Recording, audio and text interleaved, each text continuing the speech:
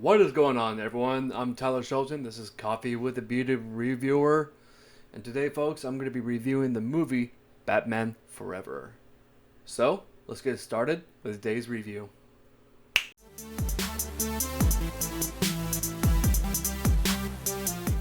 So, the movie stars Michael Keaton as Batman. He was like the go to guy in that time period.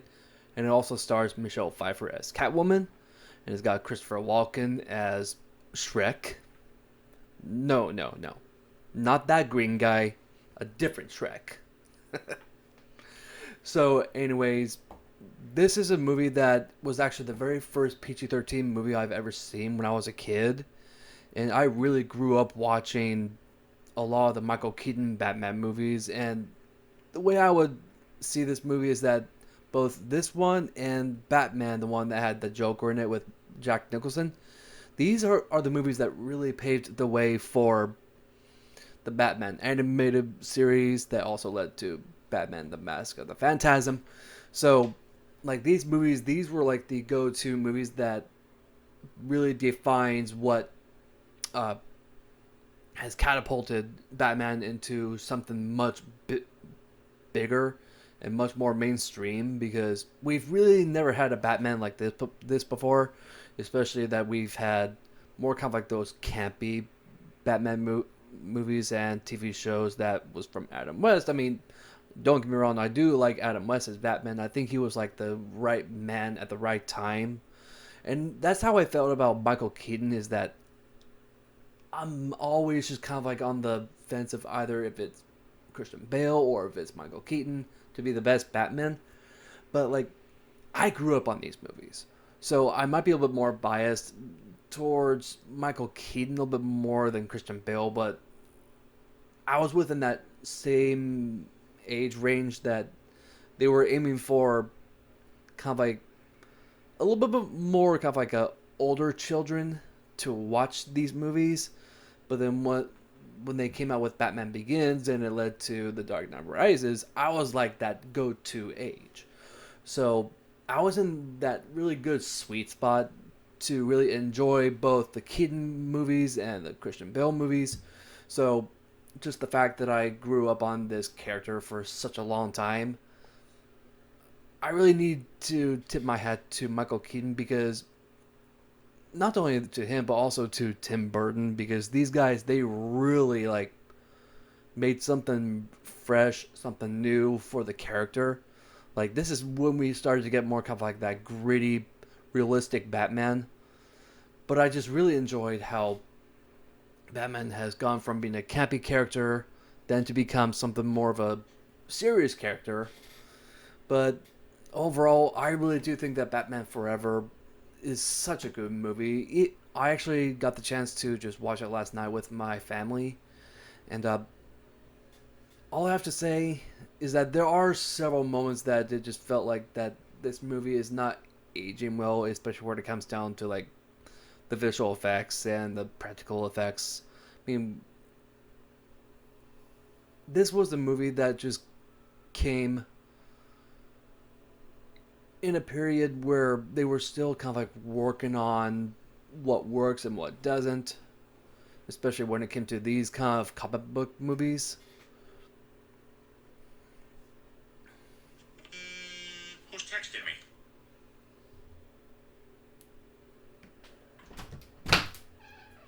I'm still recording.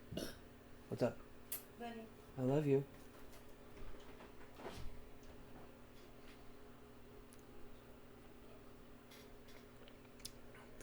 So, anyways, I do think that this movie holds up to even to this day. I do think that there are some visuals that don't age well, and there are some that do age well, especially with the automatrons of all the penguins. I think that was probably like at its best in its time period, and it still looks really good to this day. And you can't talk about this movie without even talking about Michelle Pfeiffer and Danny DeVito as their villains as Catwoman and the Penguin. And when you think of the Penguin, I'm pretty sure you would think instantly of Danny DeVito. Like, he was like one of those actors that I couldn't see anybody else but him play the role. I mean, we have gotten other Penguins in later years. Like, we got the Penguin, who was a very prominent character in the TV show Gotham, and I do think that the actor that played him, I thought he was good. But I think it was the guy that we needed for a Penguin to be more fleshed out in a TV show. But when you have a movie like this, I do think that Danny DeVito did everything he can to make this a memorable character, which he did.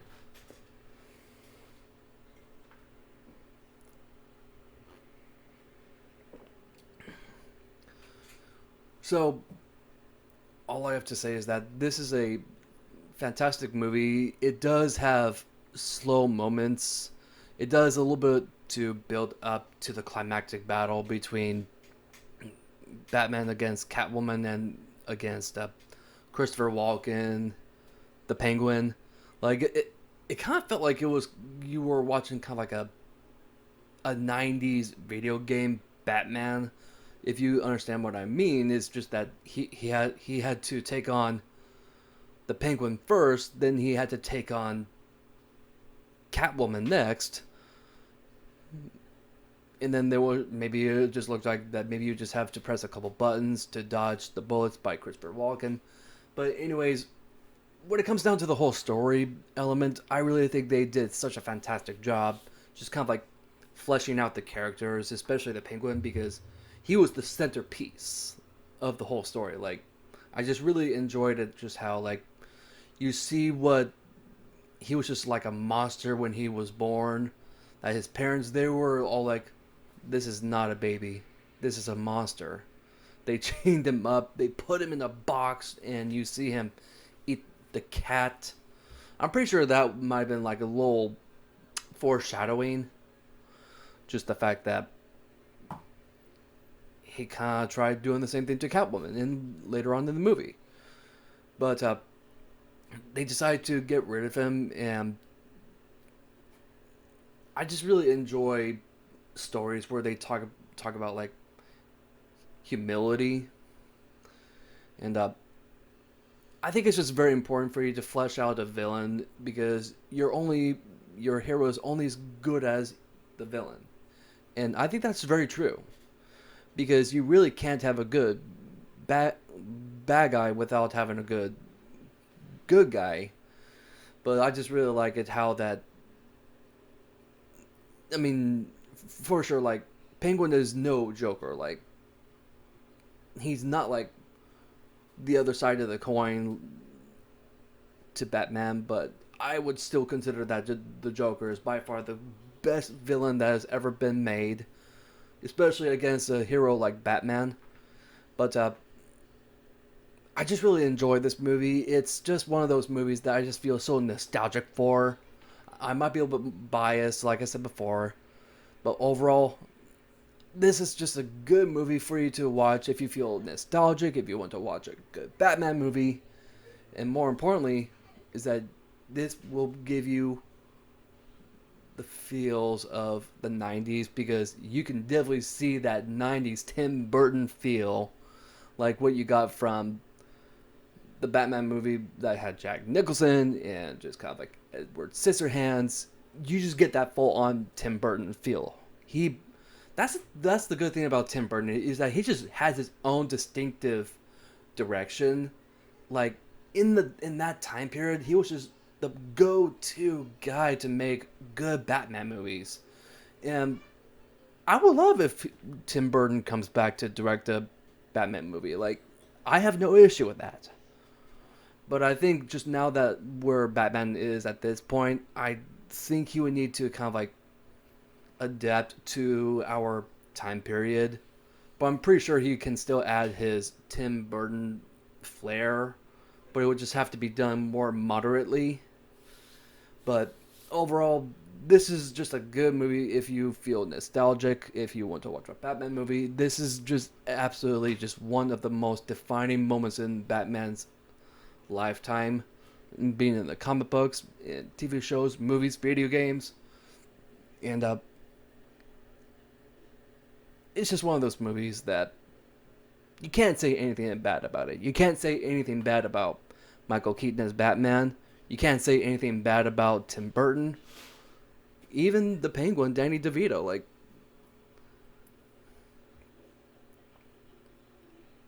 this is a timeless classic Batman movie. It really is. And I would definitely place Michael Keaton to be among the top three best Batman movies. I would place Michael Keaton over Christian Bale just because I grew up watching his movies a little bit more than I did with Christian Bale's. I think it really just depends on when you were born and when you were raised, and so that might have a little bit something to do with it. But yeah, Michael Keaton, Christian Bale, Kevin Conroy.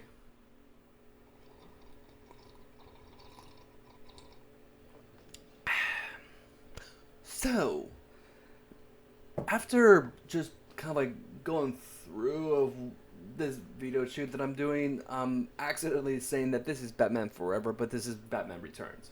So, I'm sorry if I messed up what I'm talking about, if I'm confusing you guys, but this is Batman Returns. But just the fact that I've been talking about this movie for the last 10 minutes ago, but you know exactly what movie I'm talking about. But overall, this is just one of those movies that it's a timeless classic. You can't go wrong with it.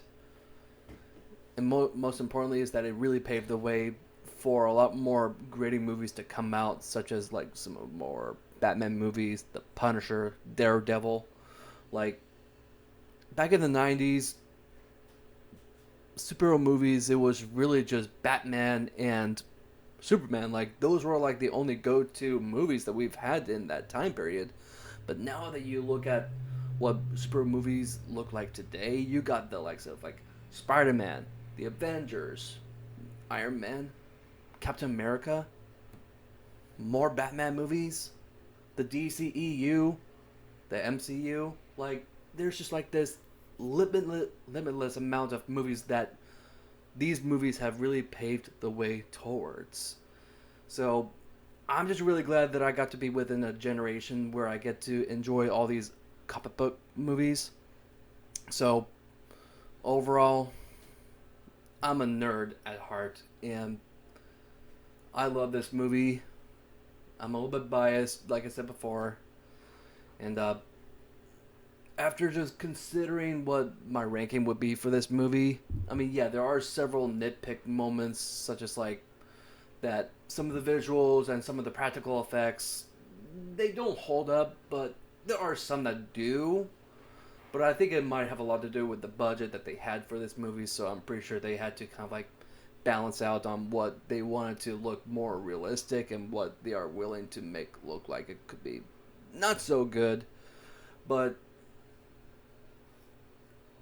either way, I mean, I still enjoy this movie, even just with some of like this dated visuals and some of the dated storytelling, because I'm pretty sure if we got a movie like this, I'm pretty sure there will be something that will be preferred controversial, especially with when it comes to like the parents dropping the penguin into the river. I'm pretty sure that would be completely controversial even to this day. So I just absolutely just love that we got this movie in that time period. That way we got this really good movie. So Batman Returns is such a good one. It's definitely one of the more memorable Batman movies, along the likes of the first Batman movie with Jack Nicholson as the Joker, this one, the Dark Knight trilogy. Like, these are like the good ones. And then the good one that I have always loved was the Batman animated series.